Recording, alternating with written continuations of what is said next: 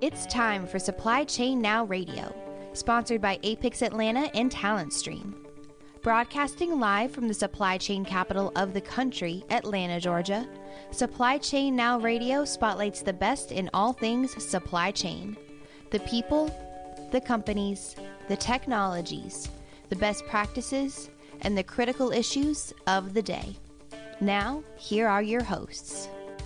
Hey, good afternoon. Scott Luton here with you live on Supply Chain Now Radio. Welcome back to the show. On today's show, we're continuing one of our newer series that we've really been enjoying, our Full Access series, where we're focusing our spotlight on exceptional female leaders across industry. You can learn more at our ever-evolving landing page, fullaccessonline.com. And like all of our series on Supply Chain Now Radio, you can find our replays on a wide variety of channels: iTunes or Apple Podcasts, SoundCloud, Stitcher, Spotify, Google Podcasts, iHeartRadio, and, of course, our good friends over at TuneIn. As always, we'd love to have you subscribe so you don't miss anything. So we're very pleased today to be featuring a good friend and regular collaborator, it seems like these days, special guest today here on Supply Chain Now Radio, Kelly Barner, owner and managing director with Buyers Meeting Point. Good afternoon, Kelly. Hi, Scott. Thanks so much for having me. You bet. Glad to reconnect with you once again. We really enjoyed our time together via a couple webinars and a couple of other projects we've worked on, and glad to have you back and have our audience benefit once again from your perspective. Glad to be back. Nice to meet everybody. So one of the neat things, you have now published 3 supply chain related books. So share some details around those published works. Sure. So this is sort of like the bucket list item I didn't know I had. The first book I wrote wasn't even my own idea. So I've written 3, all within the area of supply chain, but they're all a little bit different. So the first book that I co-authored is Supply Market Intelligence for Procurement Professionals, Research, Resources, and Process. And I co-wrote that with Jeanette Jones, owner of Control Research. She's an absolutely fantastic researcher who dedicates or specializes in procurement-based market research. So that was originally her idea. She kind of got me hooked and got me started. The second book I co-authored is called Procurement at a Crossroads, Career Impacting Insights into a Rapidly Changing Industry. And I co-authored that with John Hansen of Procurement Insights based out of Canada. Wrapping that up, I met a fantastic gentleman by the name of Magnus, who is based in Sweden, although now he's a little more of a globetrotter. And he and I co-authored a book called Finance Unleashed. You may actually have seen it without realizing you saw it. It's the book that has circulated that is like an enormous lion's roaring jaw on the front. Right. So 3 books on slightly different topics, co-authored with people based in 3 different countries, but all of which kind of look at different angles of the supply management, procurement, supply chain landscape. Fantastic. Well, we look forward to unleashing your perspective here on Supply Chain Now Radio, Kelly. Yeah, that's right. Now, before we dive into more of your personal journey, tell us more about your current role and what you do. So my current role at Buyers Meeting Point is kind of dual faceted. So on the one hand, there's the work that I do that I believe generates value for the profession, for the procurement community. I maintain a events calendar based on live and virtual value-added events. They're not demos, things like high-quality webinars and live conferences and things. There's a blog. We cover news stories, very active on social media. So there's sort of that aspect. But then, of course, being in business, there has to be a revenue stream, right? So the primary focus of my revenue-generating activities is all around content. Most of it's written, although I do some audio and speaking work of my own. And from that, I think the most interesting part about my job is just to be interesting, which is a lot of work, and it's very hard to make a checklist, get up today and be interesting, right? So I find that the more I can read, not only the better I do when it comes time to sit down and write, But it also helps me have interesting conversations with people because a huge amount of the work that I do isn't even writing under my own name. I ghostwrite. So a lot of times you will read executive level articles, corporate white papers, and I'm going to let you in on a little secret. CEOs don't sit down and write blog posts and articles. Shh, right? So a company will come to me and say, okay, we have an opportunity to get so-and-so published over here. Can you help us? And so it's about being well enough read to take whatever topic they come to me with and have a compelling conversation with that executive so that I get their unique point of view. I get them to really sound like themselves. So step one is really about being conversant on a wide range of topics and being able to ask good questions. And then step two is being able to sit down and turn that into writing that achieves the objectives and sounds like the person. I think the biggest credit I've ever gotten around any of my ghostwriting work is when people forward me something and say, oh, it's a really interesting article, you have to read it. And I'll open it or I'll click on the link and look, and I'm like, I don't need to read that. I wrote that. I just can't tell you I wrote that because it doesn't have my name on it. So I'm very lucky. I have a fascinating job. My dining room table is always covered in the list of piles of articles and things that I need to read. Well, so moving back in time, I bet I'm a guess one of your early hobbies, but I'll let you share it. So where did you grow up, and what were some of your early hobbies? So I grew up in a little town in Massachusetts called Shrewsbury. It's about an hour west of Boston, or 3 hours, depending on the time of day. About 10, 15 minutes east of Worcester, if anybody's familiar with the area. So basically central Massachusetts. And one of my early hobbies that, believe it or not, is connected to what I do today is right on the border of Shrewsbury and Worcester. There is a lake called Lake Concealment. Nothing particularly special about this lake, with the exception of the fact that it is one of the best naturally occurring bodies of water on Earth for crew. So you think the big long boats with all the oars, right? You see them on the inspirational posters all the time. So the unique thing when I was going through high school, and I went to a regular old American public high school, is that they had a crew team. And highly unusual. Usually you have to go to a private high school in order to row in high school. But I was very fortunate, and I learned a lot. I actually rowed all the way through high school and college. When I was in college, I rowed the Head of the Charles, the quintessential Boston boat race, 4 times. So having that experience, but it helps me professionally in that, you know, on the one hand, coordinating a team of people with that level of precision under very stressful circumstances is not easy. And it takes physical work, it takes mental work, it takes emotional work. My position within the boat is referred to as stroke. So I would be the person sitting immediately facing the coxswain, who's the lucky person who doesn't have to row. They just sit there and coordinate, coach on the water. But so effectively, from a crew perspective, I was the quarterback of the team. And I had, as I said, rowed in high school, and I got to college freshman year, walked straight into the varsity boat, which is very exciting. And 3 weeks into the season, the girl who was a senior got an unbelievable injury and was instantly done. And knowing that I had rowed at that level for multiple years before coming to college, varsity coach takes one look at me and says, "You're in." So I was 6 weeks into college varsity rowing, walking down to the Head of the Charles as the leader of that boat. All of these girls behind me are 2 and 3 years older than me, and I'm not sure they thought a whole lot about a college freshman now being in charge of the situation. And so if you can learn to lead under those conditions, I think, you know what, you can learn to figure out how to work with people under almost any set of conditions or circumstances. So it's mentally something that I go back to all the time in terms of overcoming obstacles, stepping up and faking being more prepared than you really are. That's a valuable skill too.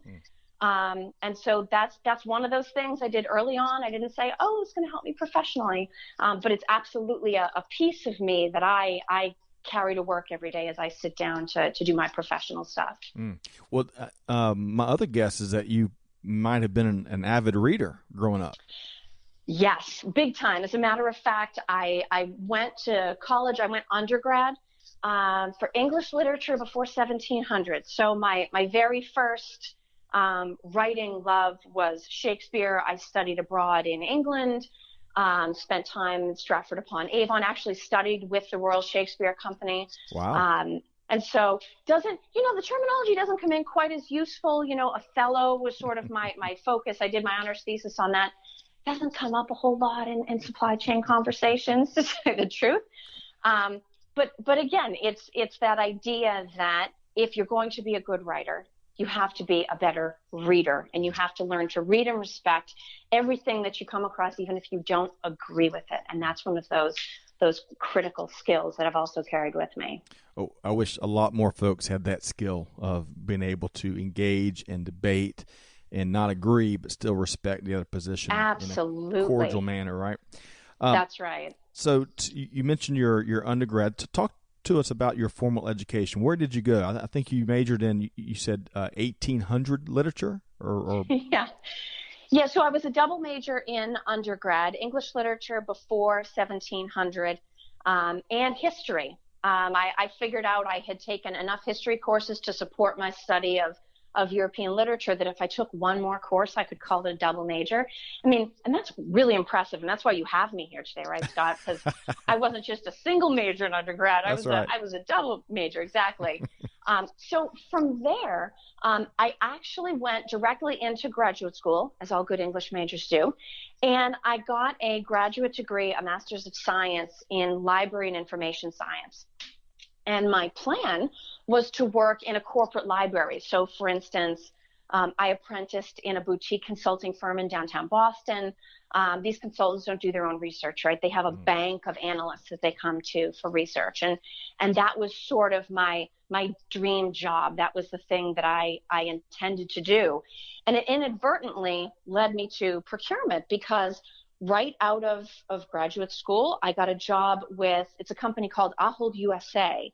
And in the U.S., it's a large series of supermarket chains, all under different banners, up and down the East Coast. And I worked as part of their global knowledge management team.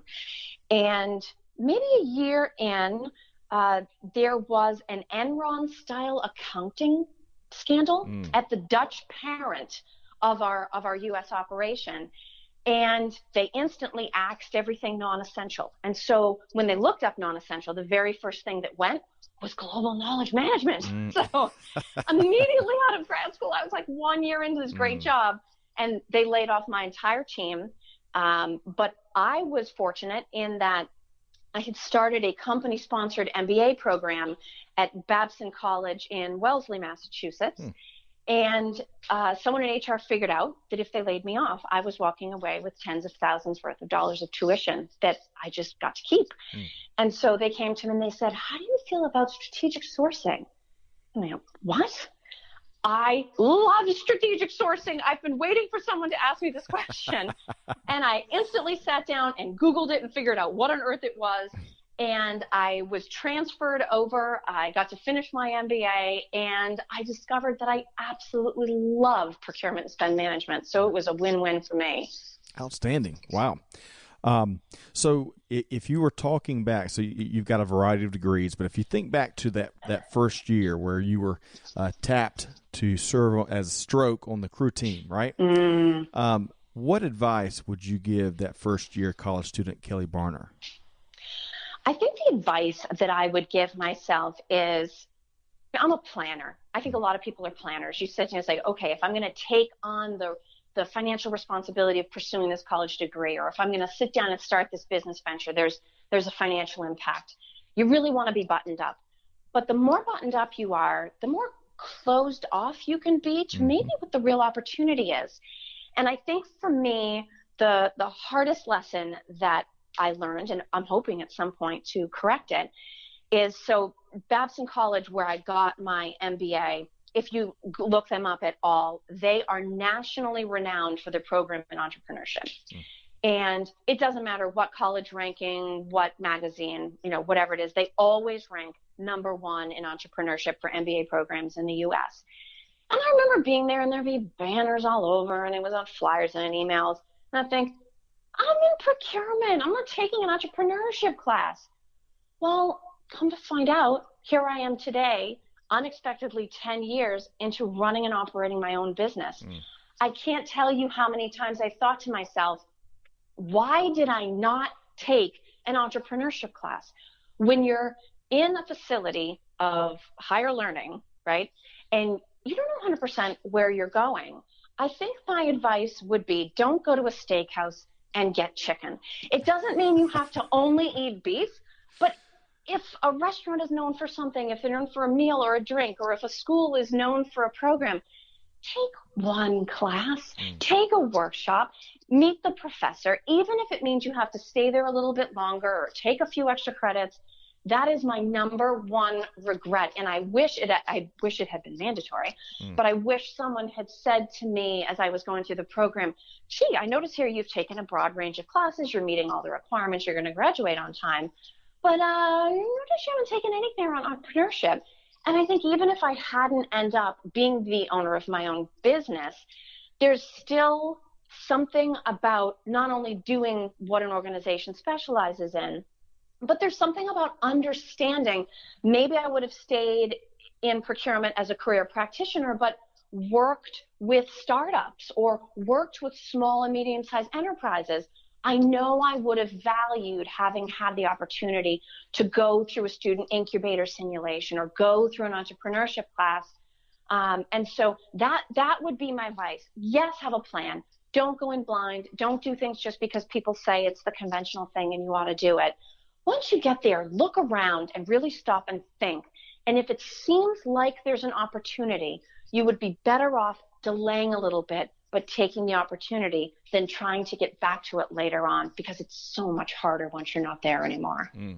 So if a store is known for first class, world class roses, you got to stop and smell them. Is what you absolutely have to stop and smell them.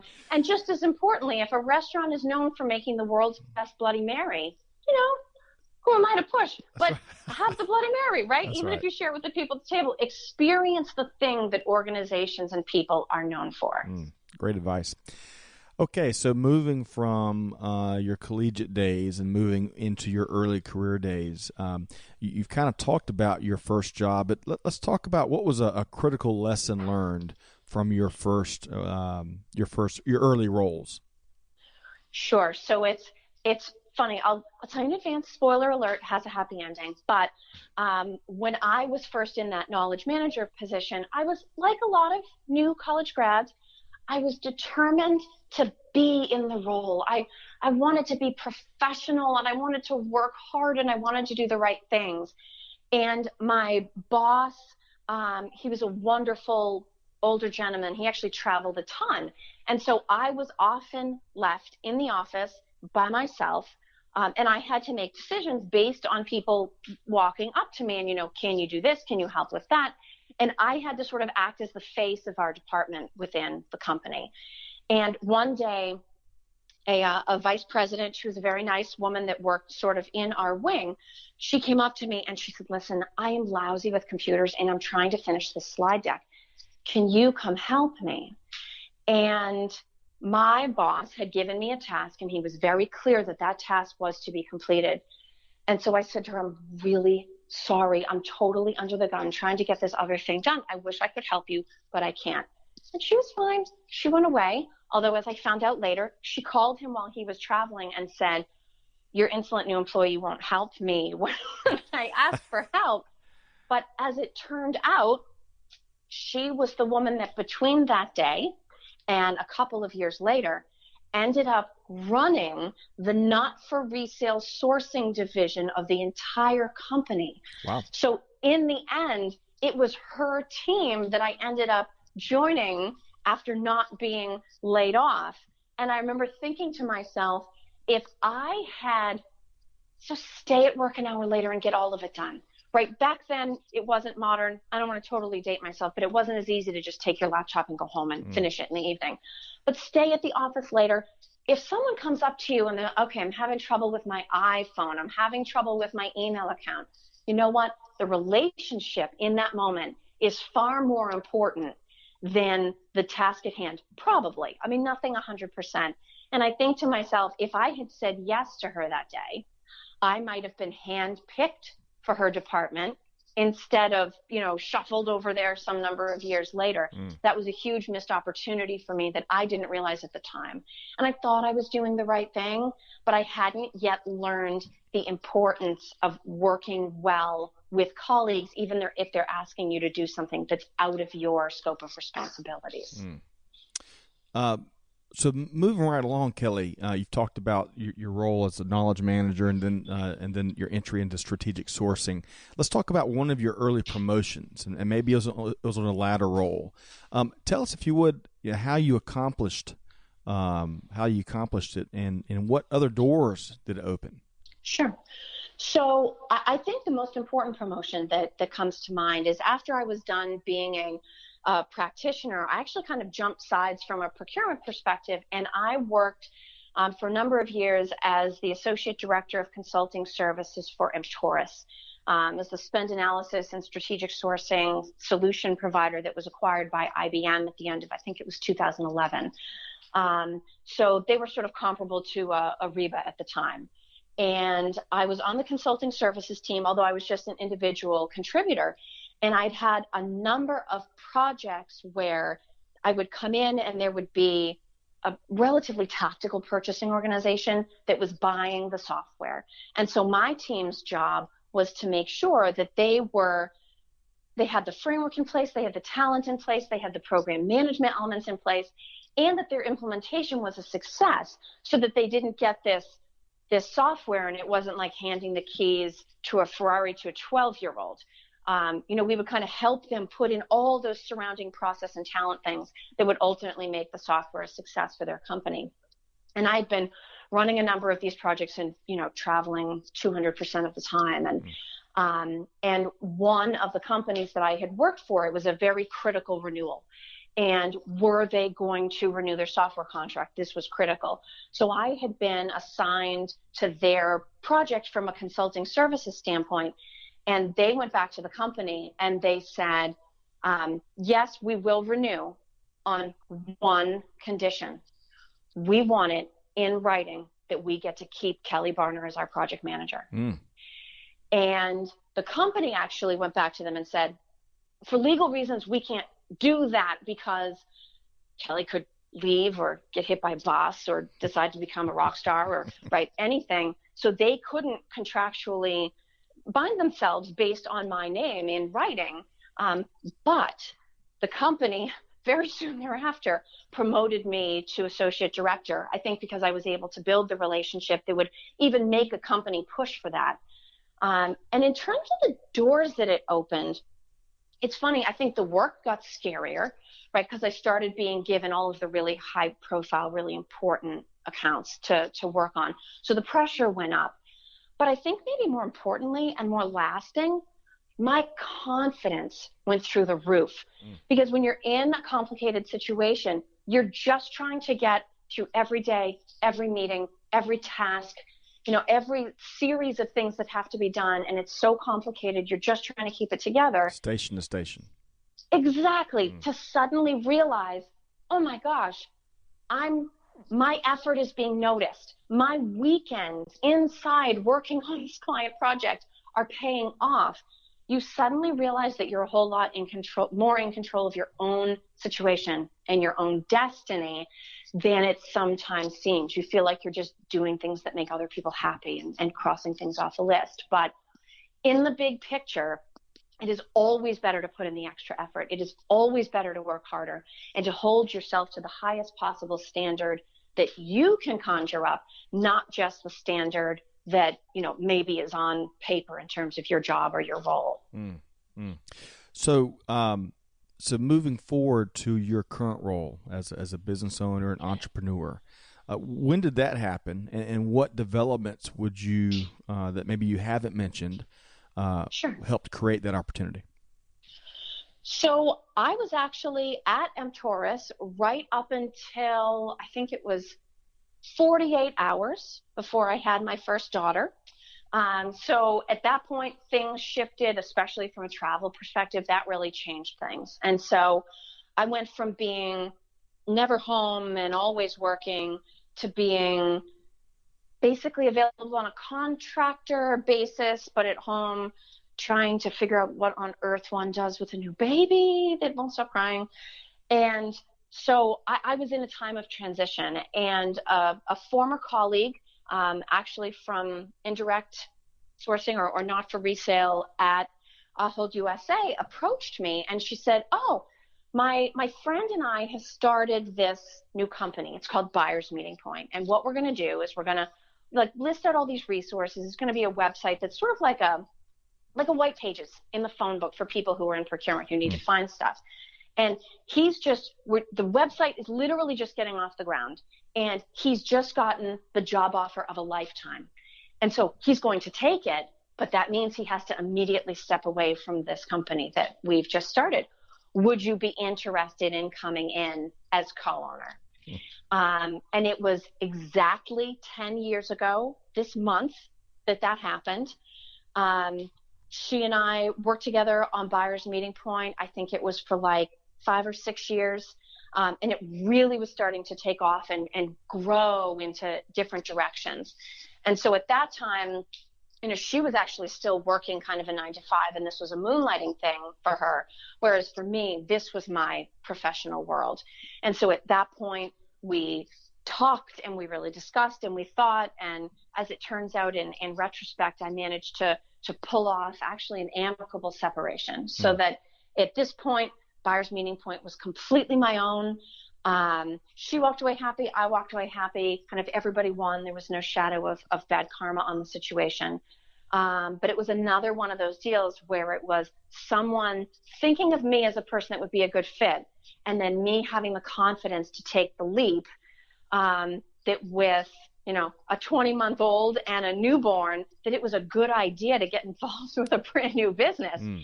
You could question my logic on that, but it has paid off in dividends, because I'm a little tough, but I mostly like working for me. At this point, I actually think it would be almost hard for me to go back and work in a normal situation, because I've gotten so used to working for me and my expectations and all of that.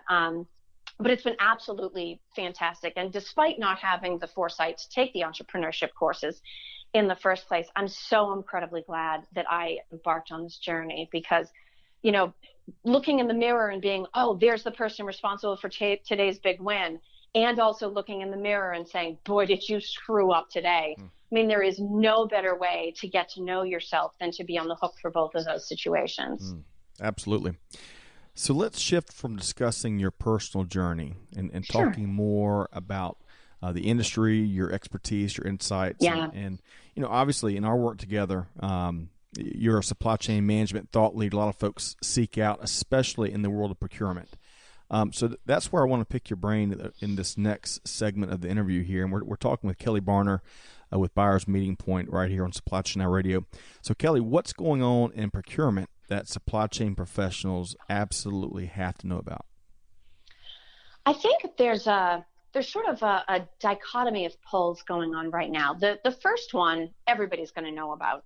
I mean, you can't lift a rock in any field these days and not find robots underneath it, right? So the focus on automation, whether it's robotic process automation, whether it's AI or machine learning, right? I think the drive to understand and to figure out how to leverage these amazing emerging technologies is certainly drawing procurement towards automation, just like every other function and every other part of a large enterprise is. But I think what's pulling on the other end is this nagging need to continue investing in talent, because in some ways, the more important the automation and the technology are, talent has to get stronger in some ways to use the technology and the automation, but in other ways to almost compensate for it, because people don't feel loyalty to a program or an interface as much as they will go to a human being that they know can help them find a solution. You need that to exist. And I think one of the things that I'm actually thrilled to be hearing a buzz about it is that for a while, everybody was so focused on the technology, and it was so complicated and difficult to wrap your mind around. And there was a lot of discussion that I actually suspect from the people discussing it, they didn't 100% understand this technology and how it could be leveraged. That we need to, keep things real. I say, just to say it in a straightforward way, that you don't need to completely wow people with the whiz-bang stuff all the time, that it's okay to say, you know what we really need to focus on is improving our communication skills. We need to improve the way we run meetings with internal stakeholders. Maybe we have some kind of friction-based relationship issues that we need to work out that are with important stakeholder groups in the company. And one of the pieces of research that I recently came across that I find absolutely fascinating. This was actually part of a Forrester presentation made by Duncan Jones at a Value is Now event in Paris a couple of months ago. And he had done some research into procurement maturity. So they basically sat down a whole bunch of, really large scale, high class enterprises, and they asked them questions about how mature they were. But then they also collected a bunch of indicators so that they could independently determine how mature those organizations were. And the results are really interesting. So they said to them, okay, how many of you are at kind of the beginning of the maturity curve? 4% of the organizations that they surveyed self-assessed as at the beginning of their journey. Now, when Forrester actually went and looked at the indicators that they had outlined in advance, they revealed that 60% of the organizations were at the beginning of the maturity curve. And then the same thing actually proved to be more or less true on the other end of the spectrum. So they said, how many of you think that you are advanced? And 65% of the organizations, oh yeah, that's us. We're advanced. Put us in that pile. And only 16 of them actually were, 16%, which leaves, if you take their actual numbers, let's trust Forrester knows what they're doing on this, and you look at the assessment and the indicators, so that leaves you with 60% being at the beginning, 24% being in the middle, and 16% being advanced, which is actually kind of a rational distribution. That is in real life what you would expect to see. But then when we throw this back on top of the idea of the technology pulling one way and the talent pulling the other way, okay, well, if 60% of the organizations are at the beginning of their maturity curve, do you really need a blockchain? No, I don't think you need a blockchain. What you need is program management and reporting and analytical skills and communication skills, right? And of course, you need to leverage technology in the application of all of those things.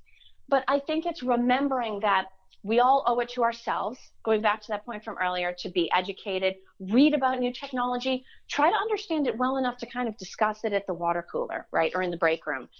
Don't worry about mastering it. Instead, focus on mastering the things that you can truly do today. And be honest about those things. If you're in a meeting and something comes up, yeah, of course I've heard of machine learning, but I have to be honest, it's not my area of specialization. So tell me what you've read and why you bring it up in these circumstances, because I want to go investigate this opportunity on our behalf. It is okay to say that you do not know, especially when in one of these emerging areas. And I just think being realistic, calling things what they are, you can talk about procurement transformation all you want, but if that means you go back to your desk and you say, I have no idea what I'm supposed to be doing right now, like how do I transform? What does that mean I'm supposed to do? Then that's wasted energy. If instead you can generate better results by returning a supplier phone call or calling them up and saying like, hey, do you have an hour to brainstorm? Making time to go have lunch with a budget owner in marketing, right, or operations, and just listening to them talk about their challenges, you will get a far better ROI and far better dividend. That's going to take your job, or attempting to master artificial intelligence. That's just sort of my take on where procurement is right now. So as a follow-up to that, some folks view automation as a job killer, Kelly, and we hear that a lot. I think this is our 120th 22nd podcast in the last few years. So of course, congratulations. Well, and we've got all of our body parts. But a lot of folks have a lot of different spins on technology, and to your point, it's inevitable. It's here. Supply chains are benefiting from it. But you got a couple different schools of thought when it comes to is automation killing jobs, or is it providing, like I think, a lot more opportunities for folks that lean in and volunteer and are willing to learn? So speak to that a little bit, if you would. So I think this is one of those funny things, and this is actually an area where procurement needs to be careful too, because we're so quantitative, right? We love our numbers and our analytics and everything, but you have to be so careful with statistics that they are used and interpreted and that they motivate people in the right way. And it's funny, as I was telling you earlier about my dining room table, I do work from home, my dining room table being covered with articles and magazines and things that I need to read. Literally right on top in this week's Economist, there's an article at the back about the man who actually, from a data perspective, set off this panic about our jobs being replaced by robots. He's a gentleman by the name of Mr. Frey. He's a Swedish economic historian, and it's his organization that did the initial research that looked at all American jobs and how easy they might be to automate. And so he set the line at the sand at 2030. And he went off and he looked at what technology was capable of and what these roles consisted of. And he came back and said that 47% of all jobs could be automated by the year 2030. I mean, if you just think about that number, that is scary. It doesn't give you like a huge feeling of confidence. If he'd come back and said, 14%, then you go, okay, well, that's like, order panels and stuff in restaurants. Like, I'm not going to totally stress that. Sure. But it set off this mass panic that, oh my gosh, 47%, let's just, between friends, let's call it half. Half of all jobs are going to be done by robots at this point in 11 years. This is terrifying. And somebody just recently went and found him and said, how do you feel like response has been to this study? How do you feel like things have changed since you did the initial research? And he said, here's the thing. Nobody ever wants to listen to me after I said 47%, but that's not really what I was saying.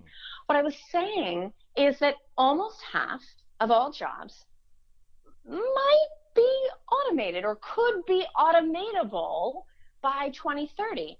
That doesn't mean that's going to be the most cost-effective way. It doesn't mean that customers, whether B2B or B2C, are going to prefer that way.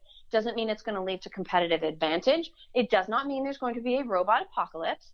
And it was so interesting because he actually talked about, well, yeah, maybe they'll be automated, but maybe that means half of all jobs will be improved by some level of automation by 2030.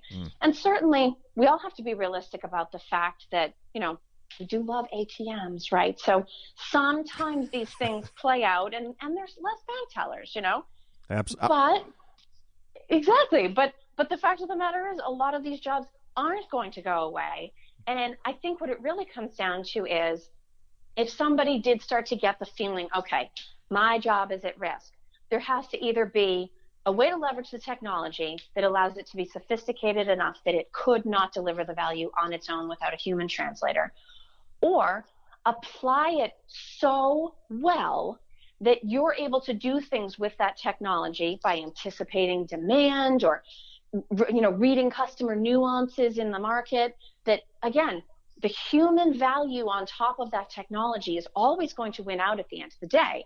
It just comes back to, are we willing to put in the effort and the creativity required to get to that point? Or do we go, robots are here, I'm just going to go home, it's all over, So me personally, I'm not going to be standing out front with a huge sign that says, like, we welcome our robot overlords. I'm going to be the last person with the lights on, because I do think that there's going to be human benefit on 100% of jobs, as long as we're all willing to put in the energy and the creativity to actually differentiate ourselves as users and operators of that technology. Yep, agreed. So I thank you for that. I'm going to sleep better tonight. I might get some sleep. All right, so let's shift gears a little bit here, but sticking with procurement and the wide world of procurement. So why do you think procurement's gotten so much more attention in recent years? Yeah, and it's funny because this is typically one of those questions that I would say, oh, let me list off the 100 most wonderful things that procurement has done. And we have done wonderful things, right? We've learned that we shouldn't always rationalize the supply base down to the fewest number of suppliers possible. Again, spoiler alert, it increases your risk. We've learned that, oh, you can't always just go with the lowest cost supplier because sometimes that means you get crappy service or crappy parts or everything's late or somebody comes up with a smarter way of doing it. You can't shove everything in the world through an RFP, right? So there are positive things that procurement has evolved through and figured out. But I think in some ways, and unfortunately, as is the case every time procurement makes the news, it's because we've seen some really scary examples of what happens when procurement is handled poorly. And there are two examples that have just recently been in the news with very well-known companies. I think the first maybe has gotten a little bit less coverage just based on timing, but it's actually the more interesting of the two. So Kraft Heinz a few months ago came out and said, like, oh, we're really sorry. We're going to have to restate a couple of years worth of financial statements. And it happens, right? This happens. But in Kraft Heinz case, their procurement team had been so heavily incentivized to deliver savings that they had not handled supplier savings numbers and rebates correctly. It not only forced the company to go back, and it was the cause of needing to do the restatements of the financials. It also triggered an SEC investigation, which nobody wants. That's not good for anybody. And in addition to brand value being written down and really negative press, it also led to multiple people within the procurement department being fired. I mean, when we think about, we're all so tired of having to justify our existence with savings and savings reports and realized savings and estimated savings and negotiated savings. You know what, though? If we don't do it right, this is the big leagues. If you work for a large company, it's not just about estimating how can you save 3 cents on a widget or 3% on a spend category. This is serious stuff.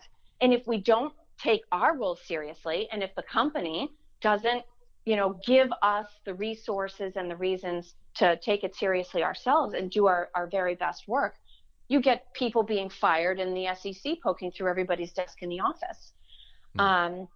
The other story, and this is an interesting one because it involves services, is poor Boeing has been in the news quite a bit for all of the trouble they're having with the 737s. And just this past week, it came out that one of the contributing factors, let's not blame the whole thing on it, but we know it's a technology-based safety feature that was causing some of these crashes. And it seems as though the Boeing team, and in this case I won't say procurement specifically, but it's still the act of procurement, was under so much pressure to negotiate savings and to leverage suppliers and drive their prices down that they were having people not only design their safety software, but test their safety software for $9 an hour in pay. And if you're just looking at those numbers on paper, maybe doing that from the most expensive services resource available would be a couple of $100 an hour. And you say, oh my gosh, look at how much we saved. We saved $191 an hour. Clearly, in retrospect, not worth it, right? So unfortunately, when people may find us annoying, oh, we want you to take longer and think harder. No, we don't want you to sign a contract with the first supplier that comes along. Yes, we would like you to think about who this supplier's suppliers are, right? Let's get a couple tiers worth of visibility here and understand the big picture. Maybe we drive everybody crazy. Maybe savings is less fun than spending. But when procurement isn't done right, it can lead to loss of market value, shareholder value, brand reputation, unfortunately, loss of life. And so I think companies are recognizing, whether it's because of a huge success, fortunately, it's because of a high-profile failure, procurement can be at the center of either one of those. There are plenty of stories where, procurement will either make a difference in terms of human rights, or will come through and save the day, unlock innovation, partner with small suppliers. There are amazing success stories, but there's also a lot of upside risk when we don't do our jobs right. And I think savvy executives are starting to understand at the same time both the huge disruptive, innovative possibility associated with fully harnessing the supply base and also the terrifying, nightmare-inducing risk associated with suppliers not being handled right and savings not being reported right and spend not being managed right. So I think it's on both ends, but unquestionably procurement is getting a lot more attention now in large enterprises. Sure, and viewed more strategically as well, right? Absolutely. Yeah. All right, so you mentioned services procurement as it relates to Boeing, I believe, and I know that you are approached on a very regular basis. That services procurement is an area of expertise for you, and I want to pick your brain and we're going to offer a free consulting nugget to our listeners here. So tell us about give us a couple observations of what's going on in the hot services procurement space. So my first observation, and this is something that has sort of changed quietly in the background without people noticing maybe so much, is that there used to be a lot of either talk or anxiety around outsourcing. And sometimes outsourcing, the word, was used to mean both just plain outsourcing and also offshoring, whether that meant to a nearby country or whether it meant going across the globe to work with a low-cost country-based supplier. And we don't really talk about that anymore. And I think it's one of those funny things that technology has actually driven that we don't necessarily realize. Because as most technologies shifted over, and instead of being on-premise or behind the firewall, and instead they were delivered software as a service, okay, well, technology is a service. I can do that. We can think about, paying for access instead of paying for ownership. It's a different idea, but we get the same thing at the end of the day. I think all this, acts as a service, fill in the blank, whatever you want it to be as a service, it just made the whole notion more palatable to us. And in some ways, I actually think that's what's done away with talk of outsourcing. Because now all the time you hear people talking about, working with third-party service providers. Now you're more likely to hear about, do you do it in-house? Now it's like, do you do this specialized service in-house, or do you work with a provider? It's nice because we've lost some of the stigma that in some cases might have been deserved, but in other cases, maybe not. But it's sort of flipped this notion that, instead of, people talk about integration where, everything is done in-house. You make the trucks and move the goods and, manage the fuel stations and hire the drivers and own their uniforms and everything, right, in-house. We're saying, what we're really good at is the analytics associated with knowing what it costs us to run freight on this specific lane. So we're just going to do that. And we're going to let somebody else in some way manage our fuel costs. We're going to lease our uniforms. We're going to work with, a 3PL for warehousing space. We're going to let the experts in these other areas do what experts do. And certainly there's both sides to that coin too, right? There's the idea that, okay, risk doesn't go away. Now it's just on the other side of the wall where you can't see it quite as well, but you trust and you screen to make sure that it's managed by people who are qualified to handle it. But there is also huge opportunity to be, if somebody it's amazing, something as simple as uniforms. If Cintas is just focused on uniforms, if they can eke out a half a penny advantage of some kind, you extend that across the scale of a whole fleet of drivers or restaurant staff or hotel workers, you're talking about millions of dollars very quickly. And so allowing someone to own that, I think under the right circumstances, is a very strategic idea. And as procurement starts to manage away all of the value left in kind of the low-hanging fruit we talk about, right? It used to be services were like, ooh, that's messy. It doesn't fit in my spreadsheet. I don't really like how my RFP tool handles it. It's not a thing. I can't put it in a box. The specs are weird. We've kind of gotten to the point, and again, I think because all of our technology has gone as a service, where I was like, okay, well, so the specs are a little different, but we can nail down the important parts, right? I think people are starting to relax about what's associated with managing services. And it's not only opening doors for procurement to come in and get involved with different buckets of spend, but I also think it's giving us opportunities to prove to some of the more sacred cow parts of the enterprise where like marketing was always like, and don't come any closer. We don't want to catch what you have. That's right. That's right. Right. Marketing and legal. Exactly. If they're kind of, okay, well, you did pretty well with that IT project. You did pretty well with that customer support project or, so, okay, so come on in and talk to us. Maybe you can handle the complexity of what we do. So really appreciate you walking us through some of your procurement expertise there. Fascinating. Sure. I think we could spend a week on what's going on in the world of procurement. So let's switch gears as we're moving into the wrap-up stage here, and we're speaking with Kelly Barner with Buyers Meeting Point here on Supply Chain Now Radio. From a leadership standpoint, so what advice would you have, Kelly, for young ladies that would differ from the advice you'd give, any and everyone else? Yeah. And this is actually a lesson it took me a very long time to learn. So ladies, for any of you listening, please learn this as quickly as you can because you will be oh so glad.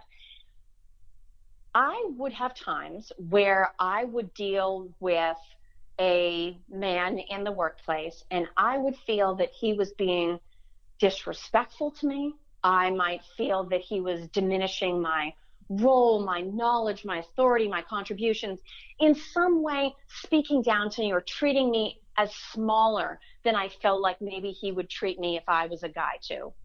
And it wasn't, truthfully, probably until about 5 years ago, I was so frustrated one day when it had happened. And I was telling the story to my husband, and he took one look at me and he was like, honestly, this guy's probably a jerk to everyone. And in that moment, I froze.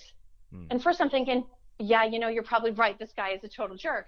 But what I've found is that mentally, if I can approach a person, and truthfully, I learned the lesson on men that I felt were being disrespectful, but it would work just as well with women that were not collaborative or not easy to work with.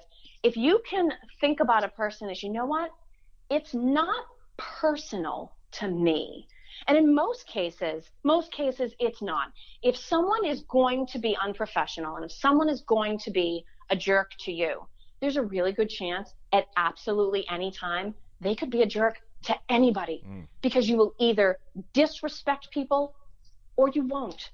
And so I think it helps me as the person in that situation to have a rational response, or better yet, to prepare in advance for how I have to deal with that person. Because I can't always say, oh, so-and-so's a jerk, not going to be willing to deal with him. Doesn't work that way. Sometimes you still have to continue dealing with these people. But the fact of the matter is, if you can think to yourself, it's not that there's a failing with me. There's a failing with you. And it does need to be contained. I should not have to tolerate it. But basically, my job is to get through this situation, do what my company needs of me, but do not allow them to make you behave unprofessionally or irrationally in response. So that would be my advice. If you find, obviously, there are certain circumstances in offices that there's no gray area, don't tolerate them. But if you're just dealing with someone who's disrespectful and always talking down to you, looking down on you, associate that with them. Make them carry that burden. That is not your weakness, not your feeling, and don't let them bring you down. But ironically, I'm preaching to the choir here, Scott, because I'm positive nobody ever had to go home and say, oh, this guy's such a jerk, I can't handle it. But they're out there. Unfortunately, right. There's going to be jerks as long as there's people. So that's truthfully my advice. Contain that to them. That is their problem. Don't let it throw you off kilter because they just don't deserve that kind of influence. Love it. What a great message to kind of conclude the today's interview on. So Kelly, undoubtedly, when folks, I think, hear your perspective here today, they're going to want to be able to learn more and plug in with some of the things you're doing. So how can folks learn more about Buyers Meeting Point as well as plug in with more Sure. with what you're doing? Fortunately, it's very easy. You can certainly go to buyersmeetingpoint.com. Information about me, my books, how to reach out and connect is all over the website. I'm also very active on social media. Please reach out, message me, or connect with me on LinkedIn. Follow me on Twitter. And there's also a Buyers Meeting Point LinkedIn group that I invite people to join, and a company page as well if you just want to follow for news and updates. Fantastic. And to our audience, I interact extensively, especially on Twitter. You've got an army, I think, of folks in the Buyers Meeting Point war room. And Twitter, it's very, folks either love it or they hate it. But I can tell you, man, from a data nerd standpoint that I am, oh yeah, God, there's so much information you can get just at your fingertips in very digestible nuggets. It's in the so Twitterverse. easy. Yes, absolutely. Okay, so Kelly, thanks so much for your time. We're going to wrap up today on a couple of final events, and I would definitely encourage our audience to reach out to Kelly again at buyersmeetingpoint.com. Check her out on social media. Check out our publications. You will not be sorry you did. So Supply Chain Now Radio is a proud media partner of the 2019 AIAG SCAC Supply Chain and Quality Conference. And we love our acronyms in the world of supply chain. This conference is all about the automotive world.